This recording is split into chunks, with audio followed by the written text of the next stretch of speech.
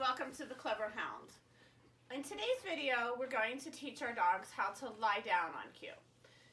Some of you may be in the habit when your dogs jump on you or on the furniture and things like that of telling them down when what you really mean is to get off.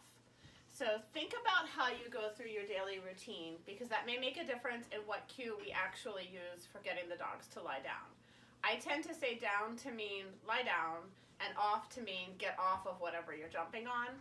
Dogs don't do well with the same word having two different meanings. So you'll need to think about how you normally communicate with your dog and decide what your verbal cue for lie down is going to be.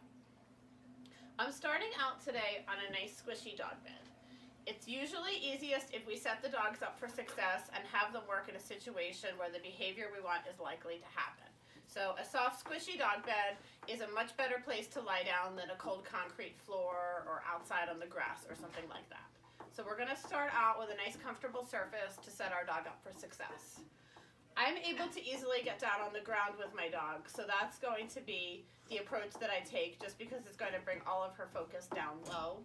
If getting down on the ground with your dog is not a possibility for you, think about how you could bring the dog up to your level, which might be working on a platform or a piece of furniture, whatever is most comfortable for you. Dogs can down from either a sit or a standing position. If you're planning to compete in sports like obedience or rally, you will need to teach your dog how to make that position change into a down from both the sit and the stand. If your dog is your pet and you really just want a well-behaved companion, it doesn't matter so much, and if they always down from a sit, that's okay if it doesn't bother you, although they will be able to typically down quicker if they can do it from both positions. We don't use a lot of luring at the Clever Hound, but I will lure this behavior once or twice just to get the dog started. Break. I'm going to get Elf up. I'm going to put a treat right on her nose, slowly bring it down, and as soon as the whole dog is in a down, I'm clicking, giving her the treat, and then I'm going to say break to let her know that she's allowed to move out of the down, because whenever we do a stationary position, you want to be using your release word. So right away with her, because she does already know this behavior, I'm going to get the food out of my hand. With your own dog, you might have to lure it a couple of times until they're going down pretty comfortably and fluidly. Sometimes that can take a little while. Break. So I'm going to just put my hand on her nose as though I had a treat, lure her into the down with just my open hand, click, and then reward, and then say break. You'll notice I haven't added the verbal cue yet. On your first training session, or even your first couple training sessions for this, you won't want to add the verbal cue. You might even want to start changing up your position before you add the verbal. So I'm going to go from being down on the ground to coming up to the chair. Break. And I'm going to make sure that she can do that from that angle as well.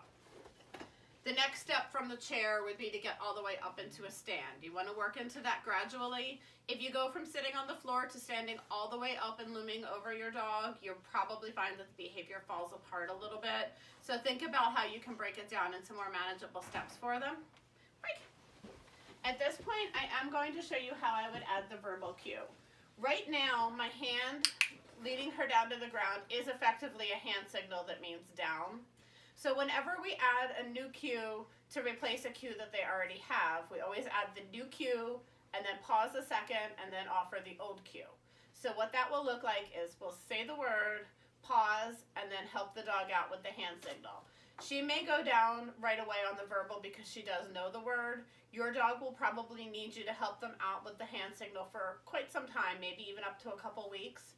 Don't worry if that happens. Just make sure that you're saying the word and then pausing and then offering the hand signal. If you do both at the same time, because verbal cues are not as meaningful to dogs, most dogs won't really ever learn the word. They'll just be dependent on your hand signal. Break. Oh, break. Down. Good. So had she not moved right away, I would have gone ahead and used my hand signal. Obviously, you'll want to mix this up a little bit too. Eventually, you'll have to lose the cushy dog bed and start working on doing downs from different angles and different locations and things like that.